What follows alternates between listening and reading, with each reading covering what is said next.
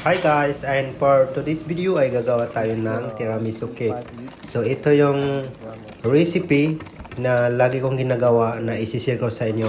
Kaya isave nyo na to. So first, mag-melt tayo ng sugar kasama ang egg yolk. So yung recipe natin ay ilalagay ko mamaya dito sa caption para maintindihan nyo. Then gumamit ako ng cream 35. Hindi siya sweet. Tapos, ilalagay ko na rin yung ating sugar. Take note, pwede kayong maglagay ng sugar pa unti-unti. Pero ako, iniisa ko lang. Tapos, gagamit tayo dito ng stand mixer para mas mabilis ang paggawa natin ng tiramisu. So, i-whip lang natin ng speed 3 hanggang mag-whip and combine yung cream at sugar.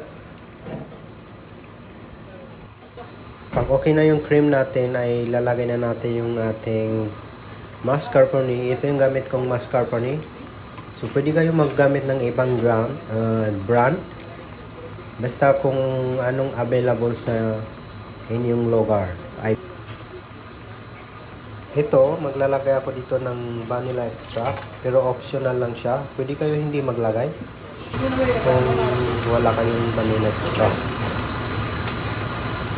Then, susunod na natin yung ating mascarpone cream, paunti-unti.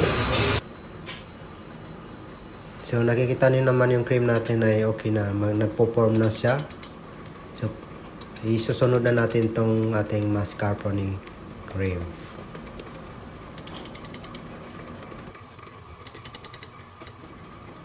So, after natin may lagay yung ating mascarpone cream, isusunod na natin yung ating egg yolk.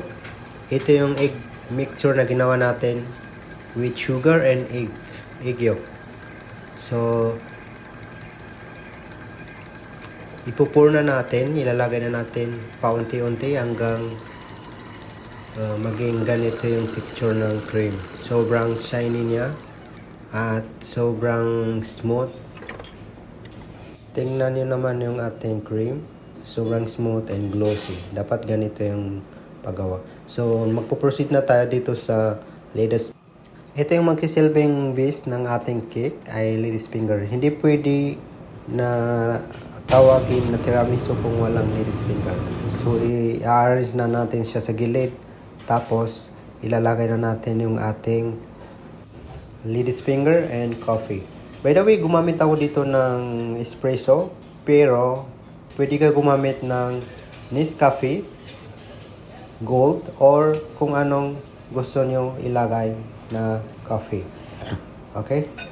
So now, i-layer na natin. So ginawa ko dito ay 2 layer ng coffee with lady's finger. Then pagkatapos nun ay ipapa-finalize na natin ang ating tiramisu cake. Anyway, sobrang daming tao na paborito talaga tong tiramisu cake kaso sobrang expensive niya. Pero hindi yung cost, hindi siya masyadong costing. So ay lalagyan na natin ng cocoa powder on the top and ready to serve. So nakagawa ka na ng isang malaking tiramisu cake. And thank you guys for watching and follow and like and share. Thank you.